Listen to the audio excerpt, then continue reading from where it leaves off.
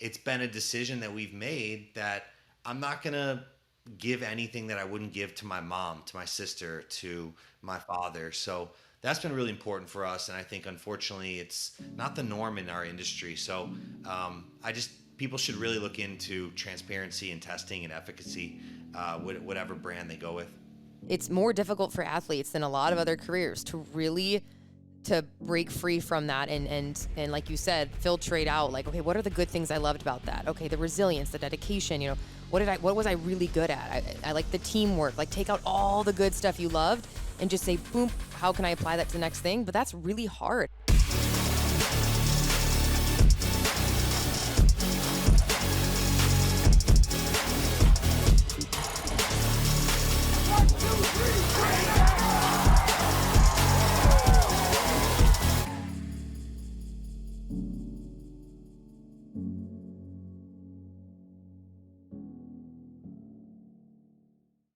Hey, welcome back to the Oz Shift Podcast. I'm your host, Anthony Trucks. And as always, we get the amazing opportunity to talk to incredibly awesome human beings that are also successful, which is why it's all about how successful people make shift happen on the Oz Shift Podcast.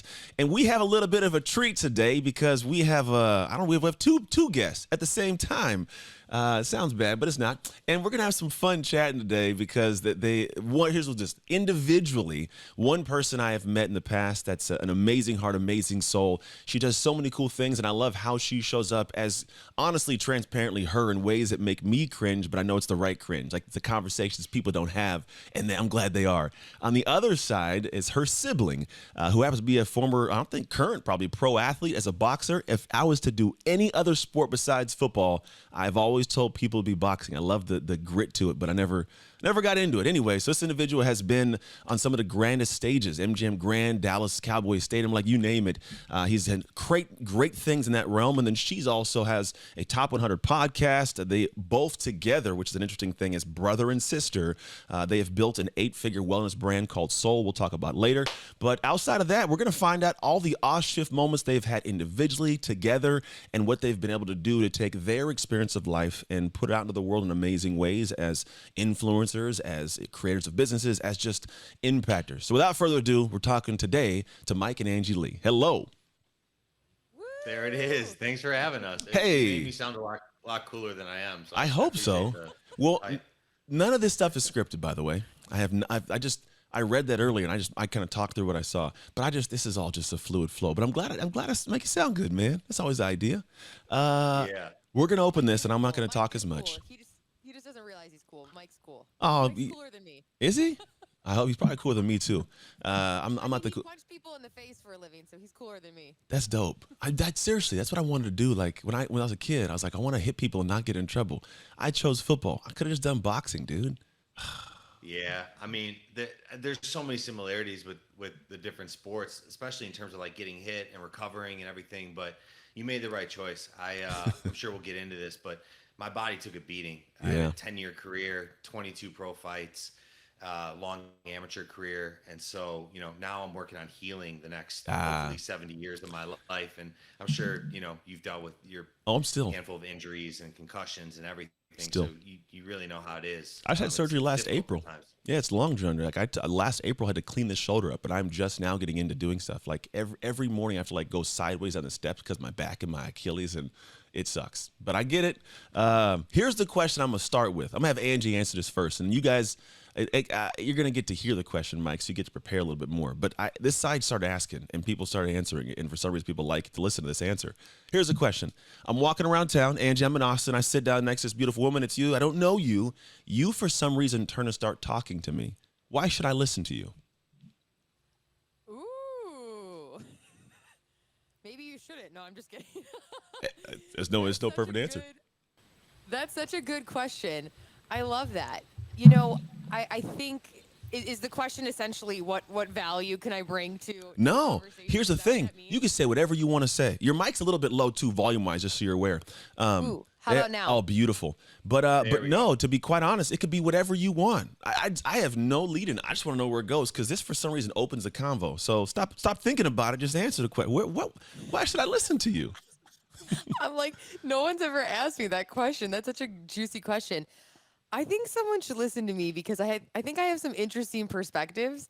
And echoing what you said earlier, I don't see myself as an expert of all things, but I'm very curious. I'm a very curious and very playful person, and that curiosity and that obsession with play and seeing life as a game has really allowed me to have some interesting conversations and to build this brand. And I do believe that my gift is to bring that levity and that curiosity and that play to others. So while I may not be the expert of all things, I think that in itself is a gift that I hope that I can continue to bring people. And I like to have conversations about weird shit, you know. So I'm I'm All open to for the it. weird taboo topics. If we want to talk about enemas, I'll go there, you Hey, know. why not? Coffee enemas? Somebody introduced me to that, but I never did it. I was like, I don't drink coffee. I'm a tea guy, so I'm not putting it in my butt. Hey, Mike, man, same question. Well, I mean, the answer Angie should have gave is because she's funny as hell. You know, that's the one thing. Like, I find myself often being too serious, and Angie's kind of the flip side of she just makes everyone laugh around her, and she doesn't take things seriously. And I think that's an incredible skill to have. So, I mean, that's Angie's like superpower right there. And I like it. you know, for me, I think I have a lot of empathy. It's ironic that I chose a sport where I hurt people for a living and I Yeah. punch people for a living in a past career, but I've gone through so much pain and so many ups and downs physically and mentally that you know, with that has come a ton of empathy. So I feel like it's really made me someone who can relate to a lot of different people Yeah. with that I don't want to say skill set, maybe a character trait. And so I feel like that empathy, what I thought was a disadvantage, is actually now an advantage in my life. I like it, man. It makes sense. When you're in that kind of realm there, I think some of the greatest teachers are those who have crossed the finish line before they go and tell you how to run the race.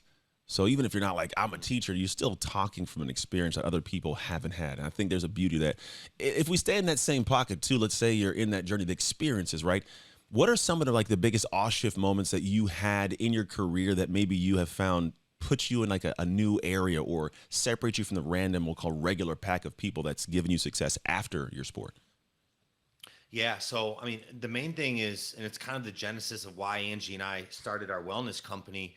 Um, in 2013, I was on top of the world, young, undefeated. I was about 12-0 fighter, just got signed by Top Rank. Just had a big fight in Madison Square Garden on HBO. I felt immortal, and my body started shutting down. I got really, really sick. So for about almost 2 years, I was in and out of hospitals. I was on 8 different medications at one point, and I was later diagnosed with an autoimmune disease, which was really only the start. I started, having systemic inflammation, terrible migraines. My immune system was shutting down. So it was one of the darkest times of my life, and I still deal with autoimmune issues and constant chronic pain. But, I think that moment for me was a huge shift for me because, to be honest, before that, it was all about the ego. I was fighting on TV. I was, doing well. It was all about me, me, me. And I think getting so sick and that like literally knocking me down definitely kind of changed my perspective on things. It made me so much more empathetic. It just changed me as a human being. Like that pain really set me in a new trajectory in life, and I started diving into nutrition and mindset and breath work and just all these different modalities outside of prescription medication because I knew, number 9, the 9th medication wasn't the answer. So for me, that was one of the biggest shifts in my life was before and after getting really sick, because even to this day, I deal with chronic pain and headaches and, whether it be from my sport or just from natural genetic things that I had going on. But it definitely has changed me as a person, for the better. I like it, man. And that's kind of thing. It's not that I like that you got hurt and that you were sick by any means. My mom had MS, so I understand autoimmune diseases, and my mom passed from it, unfortunately. But it's a battle. Like, you're battling your body. Like, and it's not a fun journey. So that obviously brought you to the stage of where you guys have us together. And then, like, I want to take it to Angie's side, because Angie, you have a different journey to a similar destination, right? You've dealt with anxiety. You talk about a lot of weird stuff, and I think that is, in my opinion, some of the greatest things to talk about, because whether or not you played professional sports, you still have these human experiences, and you've turned it into an amazing podcast, an amazing marketing brand, and an influencer profile of who you are as a human. What's been some of, like, on your journey? One, tell us your journey, please, and then what are some of the off shift things that you've experienced and learned from? Yeah, it's interesting because I feel like, well, Mike's gone through it mentally and physically, but Mike's taken more physical beatings Yeah. than I have, obviously. But I think my struggle will always be, I think we teach what we need most, ironically, Yeah. sometimes. So a lot of people will say, "Oh, you're so authentic, and you inspire me just to be me." Like that's your gift, is like you're just unapologetic. And it's interesting that that's the biggest thing I still deal with owning a personal brand, and this with a podcast and audience is the fear of judgment, is Yeah. the fear of comparison, right? So it's more of a mental battle for me of realizing that I'm choosing to put my life out there publicly and to share some things. And with that is just always going to come people who may not like it, right? And that in itself is, I think, the battle that I've always been kind of fighting, I guess, or always working with. And I think that that's kind of been the thing that's always been the most difficult for me so far, as far as my career. I obviously with light personal things in life always happen, but I think that has been the hardest thing that I've had to kind of struggle with. But it's interesting that it's like my gift, but then it's also like my Mm. the thing that I internally battle a little bit too. But maybe that's why I'm so committed to expressing that and inspiring women to, hey, own your weird, just be you, be Yeah. unapologetic, Hmm. because you're gonna get hated for who you aren't. So you might as well just be who you are. Like that is my ultimate message that I want people to feel and to embody. But I still struggle with it myself. Yeah. So Yeah. I think there's always that dance. There's always a dance, and I think that's the thing is the race never ends. You cross the finish line and go like, oh, it's a false summit. Like there's way more race to run, and there's that whole like an up and down. I think you have to have, in my opinion, you have to have experienced it to have the intimate conversation. Because I think the only difference is that you have the conversation. Most people bottle these things up, whether it's the sports and when that ends, how you transition out of that, or I'm going to now talk about these different aspects. You guys have both battled your own journeys, like your own problems. What advice would you give people that are in the middle of a physical or an emotional or mental kind of battle right now that are like, man, whether it's COVID or the world's changing out from underneath them, the career's changing, the job scale, all these things. What are some things that you guys can pull from your life experience and say, hey, here's a way that I would think about approaching these? Yeah, it's a great question.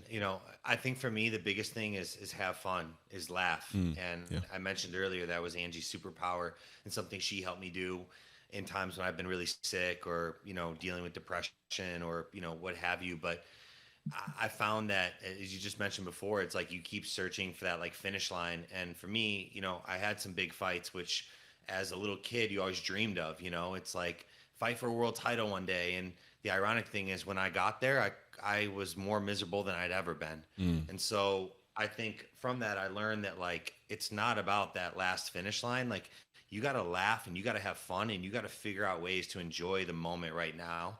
And I know that's easier said than done, and maybe it sounds a little bit cheesy, but it's so important to know because you could finally get to that finish line and be absolutely miserable, which I was. And so now I look back on a new career and I'm like, all right, well, forget thinking about the finish line. I know it's great to have goals, but like, how can I have fun and how can I do things that inspire me and have little wins today? And that's something I didn't know in the past. I like that. It's good. Focus on things that are happening. Find the little wins. I think we do sometimes forget that the little wins exist. I think we're very heavily focused on like I'm bad at this, and it's never like I forgot I'm dope at that over there though. Like there's never that. What do you think, Angie? Yeah, I mean, Mike said it beautifully. I always say this saying that we're just cucumbers rolling around on a ball that's floating in space. Like Mm. we take this experience so seriously, right? And we're really hard on ourselves, and I think that in itself can make things even more difficult. It's being so obsessed with a goal that we're not realizing that, hey, we already have the thing that we actually are desiring. A lot of times we're craving a feeling, right? Happiness, joy, freedom, whatever it is. And what if it is actually here right now? We already have it. And like Mike said, the carrot just keeps moving. So you could get to that point and think, okay, now I'm going to be happy. Now I'm going to be happy. And one of my things I love telling my audience is stop delaying joy. Like Mm. stop delaying joy just because you didn't insert in whatever is the big goal of your life. Because I think the people that win in life are the ones who are like, it's a good day. It's sunny. It's a good day. Maybe you saw a friend. Like, it could be the smallest thing that happened to you. It doesn't have to be this big, huge, massive thing that happened to still make life good and to Yeah. still find joy. And even this morning, I was just like in a weird mood. And then I asked myself this question a lot, like, what would make today fun? And sometimes it's the smallest thing. It could just be how I'm showing up on this podcast. It could be somebody I need to call or send a voice note to or watch a funny video or go to dance class, like something just to remind me that like that is life, Yeah. and that actually inspires more creativity as a creative and as a speaker. And so it's like I see it as my job to have fun. And Mm, so I love that Mike mentioned that, because I think a lot of times, the Enneagram threes are listening, the achievers, and a lot of times they forget that the journey is, like Mike said, it's cheesy to say, but the journey is the game, right? So mm. those who can enjoy that, I think, find a lot more fulfillment in their life versus those who are like, nope, I'm going to delay my joy. I'm delaying my joy until fill in the blank. Yeah. That's a tough one. Because I think what happens is we all think that the peak is going to be all the joy. I'm going to get to the peak. It's to be great. But we start realizing, like, logically, actual reality, you spend vastly more time climbing the mountain than at the peak. If you hate the Yeah. climb, the peak's not even fun. Like, it kind of sucks. And I know for me, like, if I was to answer that question, I'm not going to go as deep as you guys, but I think people have something to do with that too. I find that in my darkest times when I want to pull away, the answer is to pull closer to. Do you guys find that, like, in some of those funky times, you lean on each other or other people in life? Yeah, Yeah. absolutely. Yeah. I think we lean on each other a lot. We've always been really, really close, and it's difficult and also awesome sometimes to be in business with Mm, your sibling. Like, we ended up hiring my mom. Like, it's a total family business right yeah. now, and 95% of the time it's amazing, and the other 5% we want to Yeah. kill each other because it's family. Yeah. But ultimately, it's such a net positive, and I'm so grateful to be able to do something where I get to work with my family and people I love. Yeah, that's honestly one that it sat in the back of my head if I want to go into that. And I'm glad you kind of poked in, because then you gave me a little tear of a rip I could open up. Because I've been in business with, like, not so much business with, but I've hired siblings, and I've been in that realm, and I found it always interesting is the dynamic of this entitlement, so much so they're like, oh, it's my family, they're not gonna fire me, I'm not gonna, they're gonna be okay with me, cutting corners. Do you guys find that maybe a way you were raised or the way you guys show up, or do you have discussions about this to where I'm sure you have to have a great deal of confidence in the person do their thing and know they're not going to cut corners, show up the same way you do, so there's not that animosity. What have you guys found have been keys to keep that same level of mutual respect and mutual work ethic? I, I mean, I'll just jump in right off the bat. I think, to be totally transparent, it's super important to understand people's, like, skill set and their Mm, zone of genius. I yeah. know is a term that people throw around a lot. So for me, I know that Angie is unbelievable at this group of things, Hmm. and she doesn't like doing this thing. So it's not fair for me to expect her to do that. And I found myself, I was building up resentment at times because I was like, Ange, can you help me do this? But that's not her zone of genius. She Hmm. can excel in other areas. And it's the same for me. Like, she would get maybe upset with me and how I was acting or how I wanted her to do something when, she needed to also understand where I'm coming from. So, at least from my perspective, what I know has really, really helped me is, like, understanding what family members or employees, whatever, what their zone of genius is, what they're good at, and keeping them in their lanes. And then so everybody kind of understands and knows, so you're not in that scenario. But yeah, Ange, what do you what do you think? Yeah, I think that's it, right? It's like I can bring a bunch of women together and dance on stage and create a community. And I love, like, who are we going to partner with? And we have some fun new collabs we've done these last 2 years with some big partners. And I like relationships, I like community building, and I like content creation. I'm a Hmm. creative. I like to think of a funny reel to make. Like, that's where I really thrive, and Yeah. I think my brain is used best. But sometimes, it's like if I have to open an Excel doc, it's a little bit more like it's, it's Angie having to, like, use a different part of her brain that isn't as easy for her to Yeah. use. So I think, like anything, it's being brutally honest. Mike's really good at being honest in a really nice way. And so Mm, having those honest conversations and knowing who does what best, and yeah. just being, yeah, and being honest. But yeah, I agree. I think there's pros and cons Yeah. to working with people that you know so well, right? I'm hearing this, and it's funny as I look at anything that has to do with other humans as a relationship within it. It just is, like, it's a relationship with the employees, relationship with your family, and I'm hearing a phenomenal relationship advice, right? Like, my wife's always like, "Why don't you just go and fix this thing and look at that the way I do?" I'm like, "Because my brain doesn't do that. I don't know." Like, literally, I would never in a million years think of what you think of, and vice versa. And I think our relationship as a married couple has benefited because I go, "Oh, she just doesn't do that, and that's okay." And then the same side, I go, you know how you're mad at me? Like, I don't. And so, like, I think there's some beauty into that. And then as you guys show up and do your thing, let's say you are in your pocket, you are in your Jonah genius. Do you ever have those moments where you're not doing so well? The other person notices, hey, you're not doing so well. How do you handle communicating? Like you said, he's honest, let's say the harsh things nicely. What is the thing, and how do you manage saying something somebody doesn't want to hear in a way that isn't taken as an attack? That's a really good. What's that book called? What's that book, Mike? Is it the one you read? Crucial? Is it Crucial Conversations? I'm not sure. I never heard of it.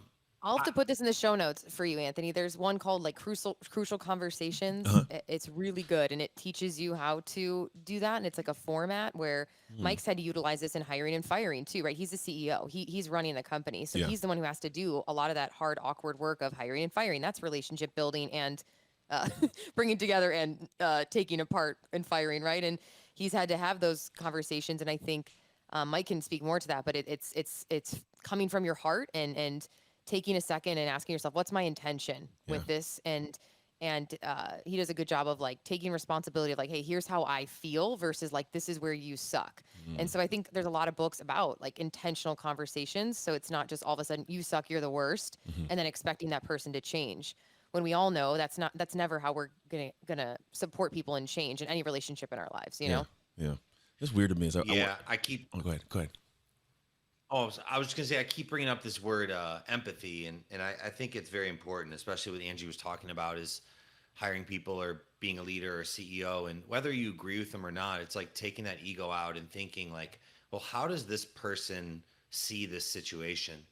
And I think I always try to come at it like that, whether it's talking to Angie or an employee or a vendor, whoever it is, and almost like bottling in my actual anger or disappointment, because unless it's going to be a tool, that anger or disappointment, unless that'll be a tool that I can use to help this situation, there's no point in using that, right? Hmm. So it's almost like you have all these cards that you can play. It's like, you know, 52 cards in the deck or whatever. It's like, okay, if I play anger, should I play sadness? Should I play, and not that you're manipulating people, but it's like you have to like really put your emotions in check Hmm. and come at it with some empathy.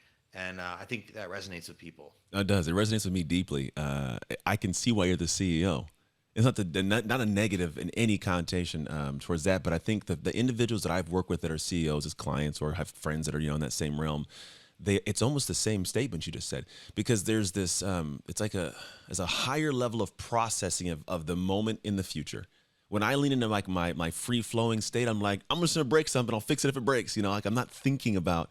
And what I'm hearing you say is like the empathy. It's not just for now, but it's when this comes out. How will that empathy affect them? How will it affect what they do? Will it be best for that person, best for us all? And that all comes from me. Like I am thinking through that. So I like how you're framing it because I find myself as a parent doing the same thing. I want to say this. Although if I say it this way, they're going to hear how I'm saying it, not what I am saying. And then if they don't hear what, they don't get it done. We all fail. That's powerful as a position to take in terms of the leadership aspect. I like that, man. And I think how much do you think that ties that like sports, like managing emotions? Because for me, like I couldn't be out there freaking out when someone went crazy. Yeah, no, I mean, you're spot on with that. I think that, man, I saw some of the best athletes in the world, best fighters that I was around. I was grateful to see that. And honestly, the guys that separated, like all the top 10 in the world were strong, fast. They were all killers. They were monsters. And I got to break that top five and then top three in the world and start to play in that area the last couple of years of my career. And really the separator while fighting these guys and seeing it was mindset, man. That was Mm-hmm. it. Like, and I saw that firsthand. I'm sure obviously at your level, you saw that the guys that had longevity, the guys that really could stay in it, it was less about their physical talents because everybody's physically talented. Mm-hmm. It was like who could show up on fight night, on game night. And I try to apply that to now being an entrepreneur and a CEO is like kind of understanding my emotions and staying calm. And as I mentioned, having fun. Like when Yeah. I would come out of the tunnels, I would always say, "Have fun, baby, have fun." It was like my little mantra Yeah. that I'd say in the dressing room, and Little then Angie coming on out the of the shoulder. tunnel into the ring. What's that? Your little Angie on the shoulder. Yeah, yeah, no, literally like little Angie. Like it's funny. It's funny you say that. I never thought of it like that, but every single fight, I'd say, "Have fun, baby, have fun." You probably see me mouthing it like as I walked I in. like And, that, man. You got it. I think at I that don't know. point, that's big because I think if you don't, then you don't get to play in your genius. And you don't get to play. You don't get to let it all out of the box, and that's where people find, in my opinion, most success. It's just they just let it all out. It's like how Tom Brady, I think Tom just shows up as Tom, and stuff just happens. All amazing, positive. A dude's just a weird. It's like God blessed him with all the luck and skill in the world. I'm like, bro, can I have some of that? Just a little bit. And then like in building this stuff, right? You have your role, and then I flip in my brand. I go, you just because you have the inner workings, like a big part of it's the brand, which you guys created. It looks cool, feels cool. I'm assuming Angie, your touch has been in that little area. What have you found in what you've been creating, right? From a solo, personal brand, big podcast, humongous reach, millions of downloads.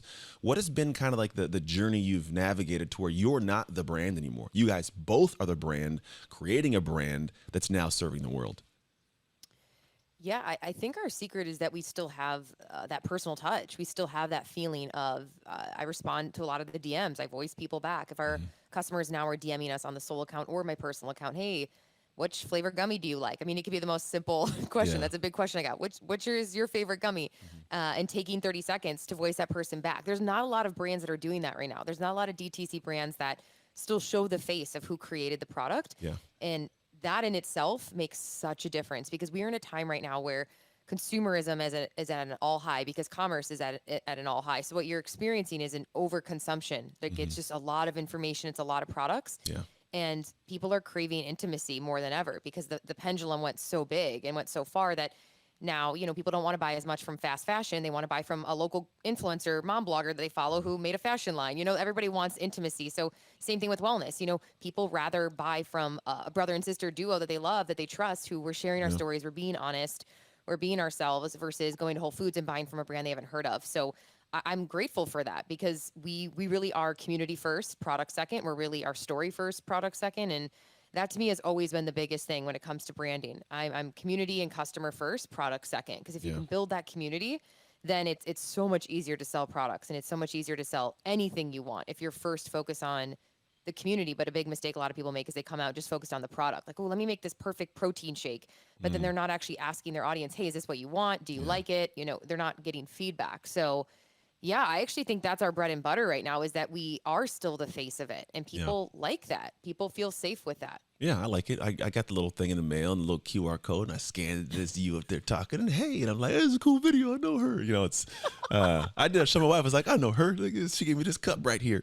But it is cool. Yay! Somebody played the QR code. Nice. Yeah, it worked. I hope so. You sent it. Yeah, it worked. It did its job, folks. But no, it's cool, and I think that I love that. So I have clients that are Amazon execs. Actually, I do some work with them as a consultant, and one of the biggest things that they embody is this hyper focus on customer appreciation, customer happiness. And it's not just words. I mean, everybody inevitably, statistically, there's going to be a bad interaction here and there.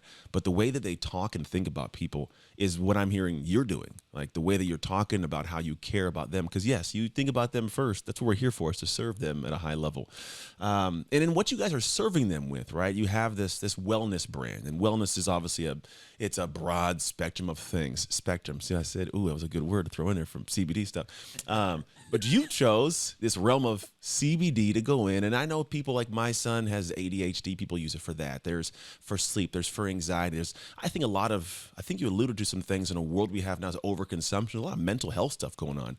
Who is the person you guys sit back and go, this is the heart we're trying to serve? That's great. Yeah. Our biggest three pain points are anxiety, sleep, and pain, probably in that order. And so we're finding that the people we're trying to serve have a lot of anxiety and stress right now. And I think there's so many reasons for that. It's the food we eat. It's the information we consume. It's these tablets we have in front of our face 24/7. And sleep. We know how important sleep is to recover.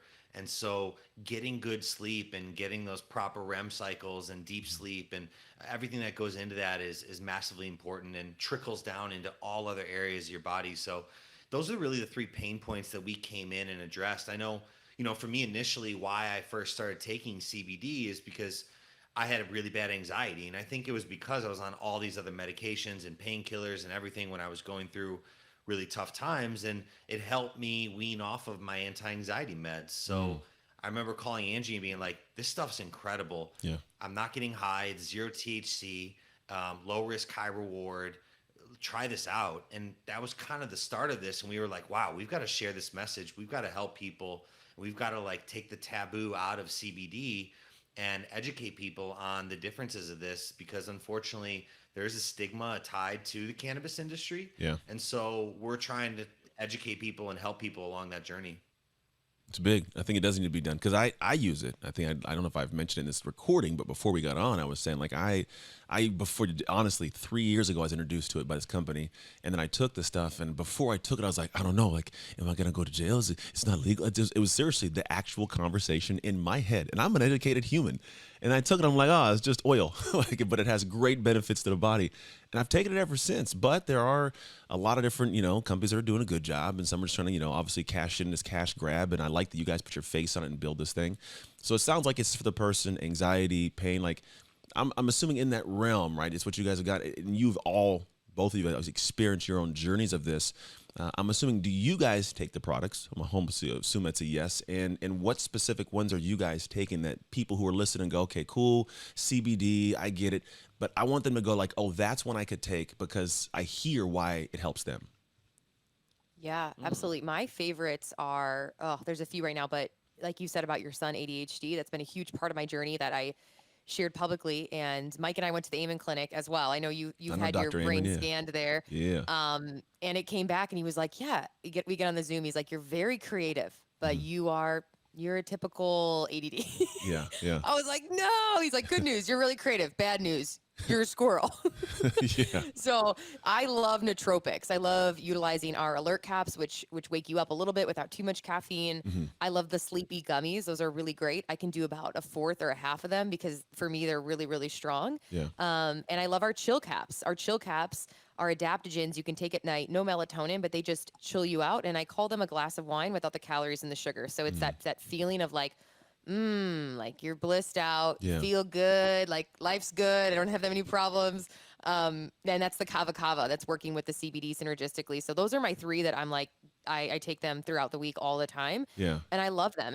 And yeah, like you said, I think my biggest passion with our product line is mental health. Like just knowing that I can make somebody's day a little bit better, a little bit happier, a little bit less anxious is a win. That's big. A kava, that's like I got a buddy who's Fijian. They may mix that stuff up, don't they? And like drink it. Oh, Kava's the best. Yeah. Yeah. I've only had a little bit. I think he made like the not so potent version of it. I was full of water and I didn't have all the same effects. Anyways, a little different conversation for a different time. How about you, Mike? What are the things that you're excited about? Yeah, so I mean, for me, I feel like I'm in too much fight or flight. It's just natural. I think I got to get out of that from literally fighting for a career. So Yeah. anything that's stress related. So I love the oils. We have 1,500 milligram, 1,000 milligrams. So I take 1,500 milligram oils every single day. When you put it under the tongue, it gets into the blood-brain barrier faster, and so it has more bioavailability and gets into the system and a little more potent. Yeah. And then the alert caps that Angie mentioned, it's got lion's mane, it's got all these different mushrooms and adaptogens in it that not just with caffeine, but other things that really help with brain stimulation and focus and all that good stuff. So for me, I always need more energy. So the alert caps and the oils are just every single day for me. I like it, man, because my brain's always on too, man. I have the alert caps. I haven't taken them yet. Now I'm gonna go like pop them up. I'm gonna try them before I have like a speech maybe or something. See if I go up there and talk too fast, because that happens sometimes. But no, I love that this is something, because I think that the fact that you guys are the face of it, you apparently 100% understand what it is you're creating. There's something special you guys have done in the realm of taking something you love and you use and saying we're package up and give it to the world and break these stigmas. What do you guys find now are some of the biggest, obviously the cannabis industry, what are some of the stigmas that you're highly focused on now of getting people to understand maybe myths that they're still, perpetuating, whether it's publicly or in their own heads, that can get them out of their own way and into the way of working with soul? Yeah, I think no matter what, it's important whether you go with Soul or you find another cannabis brand or a CBD brand, that you make sure that you look at the COAs, the certificates of analysis. The testing should be on the website and it should be very transparent. Unfortunately, there's a lot of bad actors in this space. I never heard of also that. in Yeah. supplements in general. There's just kind of like a lack of regulation. So it's important that you really trust the brand, and that's knowing and asking questions. And what kind of answers are you getting? Are you getting full, transparent answers from their customer service team? Are you getting proper COAs? And that's one thing we really pride ourselves on. I mean, I was taking our stuff while I was getting tested by USADA before big fights. And so not having THC in there and having the right levels of what I was talking about was super important and had big implications. So it's kind of the genesis of the brand is like we do double testing. So we spend more money than we're legally have to on every single batch order to make sure there's no level of pesticides, heavy metals, mold, and the quantities of CBD, CBN, and any other cannabinoids or adaptogens in there Hmm. are exactly what we say. And we've lost thousands of dollars getting rid of batches or delaying launches because of that, like Yeah. point blank. But it's been a decision that we've made that I'm not going to give anything that I wouldn't give to my mom, to my sister, Yeah. to my father. So that's been really important for us. And I think, unfortunately, it's not the norm in our industry. So I just, people should really look into transparency and testing and efficacy with whatever brand they go with. I like it. That's solid. That should be true for any business. Anybody creating something for anybody in the world should be focused on like how do I make sure this is solid and safe and good for everybody as they build up. And we've talked about soul, and that's gosh, it's super cool what you guys have done. But there's also something powerful within that of the fact that you guys had an idea. It came into your heads. You talked about it, and you said, "All right, let's go." Like that is not a normal thing. Let's be honest. Most people don't just like let's make a business. It's there's a journey there, and I kind of want to like as we kind of pull out from that discussion, I want to go to the broader scale of like this is about the Oz Shift podcast, right? The Oz Shift good, Oz Shift bad. We've talked about the Oz Shift bad moments. I want to talk about the Oz Shift amazing moments that have helped this thing become this 8-figure and growing wellness business. What are some of the things that you guys have noticed have been incredibly awesome, amazing, maybe you don't typically talk about that have allowed you to build this? And what was the moment like when you guys said, let's start? Like were you feeling ready? Did you know, or was it like Angie says, ready's a lie? Like what was that kind of journey there? Yeah, we had all the answers. We were billionaires and we had all the answers. Yeah. Anthony, you sent us another billion for You know, investing. I mean, it was we Bezos were had his set. cell phone number and everything. We were the experts of all experts of anything ever. No, gosh, I was let's see, mid-20s at the time when we like were the very first day when we like had the conversation and Mike brought it up Yeah. and I can actually remember the walk we were on when we named Soul too. We were out walking the hills in Hollywood. I remember because it was exhausting because those hills are really steep and I didn't Yeah. want to be on that, that walk. But we were like, what do we name this thing? Like all the names we want are taken. And it was cool because those are some of like the most precious moments that I like to remember about life is like, I'll always remember that with Mike. Cause I think it's like the birth of something. Like it's almost like when people like birthing a child or whatever, it's like, Yeah. it's nothing and you want to turn it into something and to see an idea blossom into something that now I get DMs every day from a girl saying, hey, this helped me to sleep last night. You're like, whoa, that's so cool. That's a real human with a real heartbeat Yeah. who was affected positively because of an idea we had. Like that trickle effect is so awesome. Yeah. I think that, yeah, we didn't know, but ready as a lie, we were like, you know what, we might as well try this. And we weighed out, what are we going to lose if we don't try? And so I think that cost benefit analysis almost, and I think a lot of times in life, people do not weigh out enough what they could lose by not trying something. So a lot of times people will say, oh, well, if I try the thing, this is what could happen.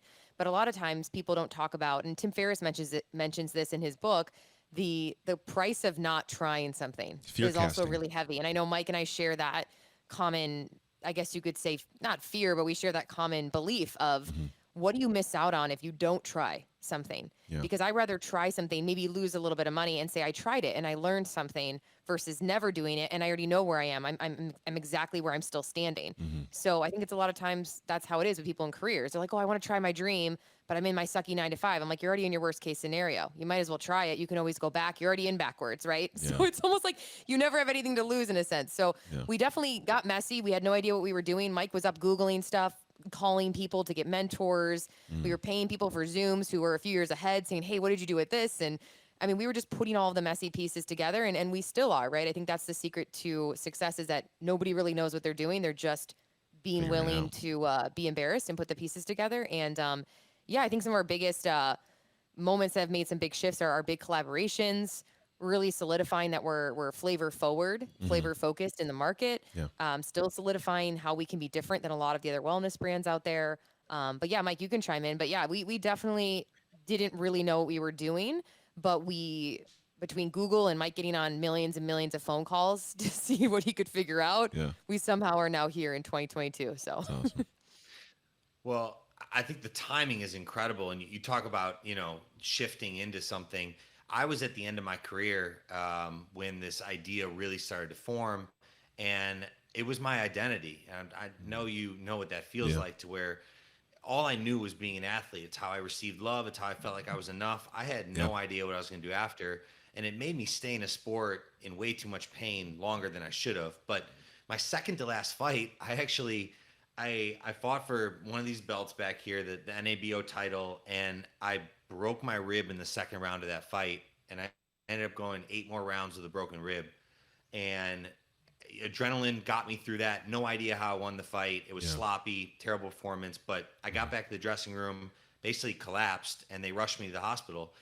And I spent the entire night in the hospital. Angie was right there with me. I was there till 3, 4 a.m. And with a broken rib, you can't do much. So I was out for like a good 6 months. Yeah. And this was in 2018. And so that was another huge painful moment in my life, not only physically, but mentally. I was like, is my career over? What should I do?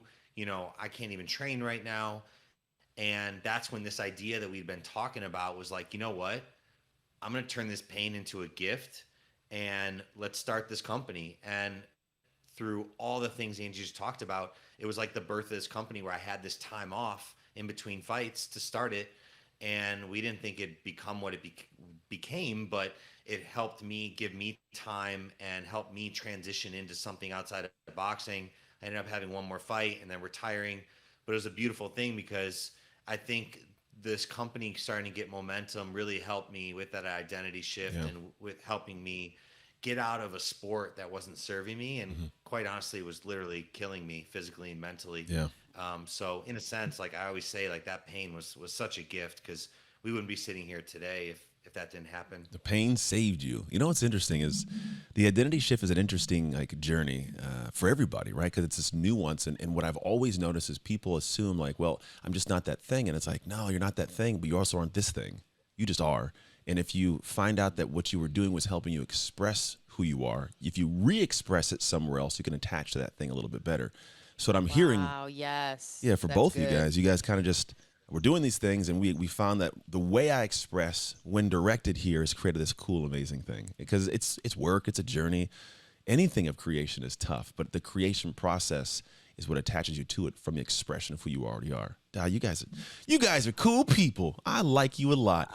Man, I That's feel like good. That's good, Anthony. I feel like, I've heard it secondhand through Mike, and it's something I'm very, very fascinated with, because I think for some reason, and I can guess why, it's more difficult for athletes than a lot of other careers to really to break free from that and like you said, filtrate out like, okay, what are the good things I loved about that? Okay, Yeah. the resilience, the dedication, what was I really good at? I like the teamwork, like take out all the good stuff you loved and just say, boom, how can I apply that to the next thing? But that's really hard. I mean, Mike's still going through that of like the rebirth of that. And there's something so cool about that, but also something so terrifying. And I think you two can connect on that in a way I can't. And I think that's you got to do more podcasts on that, Anthony, because I think there's a lot of athletes out there that like they put all their eggs and their purpose and their passion and their significance in that bucket. And then Yeah. for it to be like, oh, got to get a new bucket. It's like, well, it's hard I can imagine that's very, very painful. it is, yeah, So tough one. It's you know that that's explain. so cool that you like, I don't know how long that took you to do that, Anthony, but I Years. assume you just had to like find your next thing that made you excited, Yeah, I think most of us, we come out and we break our lives. I don't know how your journey was, Mike. We break our lives because like I don't feel like I matter. I don't feel like I'm worthwhile, and then I'm trying to find a way to matter again. And what I'm doing, I'm tearing my life up. And really, all I did when I got back on track was I kind of explain it like this: when you spend so much time, whether it's Angie, you got your whole brand, the podcast, all that stuff, right? We learned how to plant the seed and build this tree, grow the tree. We'll tend to it, water it, prune it to let it grow. And then what happens is, well, that tree we can't visit anymore, right? So I got to go across town and I plant this seed and I go, oh man, I like how the shade of that tree was, and I could put a tree swing on it. And I'm waiting for this thing. And I go, man, I'm nobody. I have no tree. And it's like, no. You have the ability to do what you did with that tree. You could build a tree. Just reapply what you've already learned about the seasons and the watering and the pruning, and it can actually grow faster, right? Is the reality of it. But I think once we do that, we realize like, oh, I'm not that tree and I'm not this tree. I am me. I'm the creator, the gardener of this. And yes, Andy, it is a long journey for people to grasp that. because that is the craziest. And I think all of it really ties to how do I allocate the energy of wanting to work. I have this positive addiction to giving effort and working, whether it's working my wife, my kids, and so when I don't have an outlet to give that work, oh my God, I go crazy. And so I think as athletes, when we can find that thing that will take our work, take our love, take our energy, it lights us back up again. But I do have a different feel when I'm on stage. There's a different thing to be like, Mike, I'm sure like you get on stage, center stage, you get and talk, like there's that, like I love that part of it too. And I get it in drips and drops, but there is that kind of mentality of how the journey for me has been. That dopamine hit. You got to find new dopamine hits. Oh, I'm going to find out tomorrow to go to Tennessee for 2 back-to-back speeches. I can't wait. I'll have to just let it out of the box. Oh yeah, you love speaking. That's your new dopamine, yeah? Yeah, it is. It's my new game, man. Yeah. Mike's good at that too. And He's you don't have great. to get it. You don't have to get hit. Yeah, right? Hopefully. I'm going to get hit. Unless, I don't know. I mean, is this where I Unless insert in a something Will goes Smith? really bad. Unless I use the wrong language and I get off stage and there's some water cup flying on my head or something. Nah, I've been pretty good, man. Pretty good. No Is complaints. this where I insert in a Will Smith joke about when he went up and punched the guy? I mean, You could. I'm not a comedian, so Yeah. I don't have any abrasive jokes, and I usually read the crowd pretty well. Yeah, that'd be interesting. I don't think anybody. I wonder if someone would come slap me though. They'd have to be much bigger than me, but I can't imagine. you never know. Some people are crazy. Yeah, it's a weird world. It's a weird world that we live in. You gotta be Man, ready for everything. you seriously, it's a whole other podcast right there of the human beings that we surround ourselves with, intentionally and unintentionally, because that is, golly, I like my house because my house has people I understand. Everybody else, I'm like, I don't know, man. I love you. I'll accept all the craziness, but I'm going to go ahead and go to my house and watch TV shows with my wife and vent. That's how it all works. Yeah. Gosh, I've really enjoyed talking to you guys. Seriously, this has been a blast. It delivered on the joy I thought I would have in chatting with you both. But I do know those who are listening right now, they are probably curious in a way. Got to be curious. Like, okay, how do I find out about this company we've been talking about the whole time? Where do we go? So where can people go and find out more about Soul and possibly purchase the things you guys have? Yeah, you guys can go to mysoulcbd.com, at mysoulcbd on Instagram. Send us a DM to Mike, to me. We're happy to answer any of your questions on wellness, gummies, any question you guys have on any of this. And yeah, that's where you guys can check us out. Awesome. My Soul CBD. And I was told we got a special 15% off code that I think it is AWShift, AWW Shift, and you get 15% off site-wide. So I'm going to be visiting there. I'm not even joking. I'm not just saying it because we're on the podcast. I am a active, consistent consumer of CBD products. And so I haven't found a home. So maybe I find a home with Soul. You know, Gotcha. Yes. today I was at the sink, and you guys ever seen Coming to America? Yeah. Okay. I haven't. Wait, have I? I don't know. It's okay if you haven't. There's a part on. It's like a weird inner working joke about this guy with a Jerry curl, and there's like this fake commercial of this guy shaking his hair all slow mo because Jerry curl's really curly, like wet hair, and it goes, "Let your soul glow," and that's it keeps popping into my head. So you guys got to go look that up, and please, Angie, do a reel. Please, God, find this link. There it is. Look at the Soul Glow. This you got to type in "Coming to America 1 Soul Glow." You're welcome. All right, final question. Oh my gosh, I'm gonna do this just for you and tag you. I'm gonna find this clip. We gotta clip this with that, and then we'll work it. It'll make sense why we're doing it. Final question, though. It's the final question. You can answer again, however you want to answer. We're gonna start with Angie this time. Do you start with you first time? No, we're gonna start with Mike because you started with Angie the first time. Mike, here's a question. All right. I'm talking fast because I'm excited. I don't know why. I'm just excited. Here's a question. What promise did God make to the world when He created you? Oh shit. Oh my God. What promise did God make to the world when He created me? Ooh. Honestly, that I would turn this pain into a gift. That all this chronic pain and, head injuries and depression and things that I've dealt with, that I can find a way to help other people get out of pain. So that's the purpose of it. I like it, man. So, it's a good one. It's a noble one. I appreciate that. Angie Lee. it's a tough question. Well, I haven't texted God yet, so I don't know. I'm gonna just guess what He did because I can't text.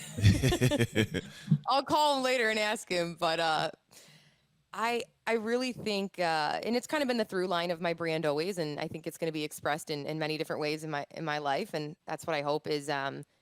I want to give people a pause through laughter. I think whether they're in pain, like Mike has expressed a lot today, or they're just having a shitty day, or we're all going through something mentally, physically.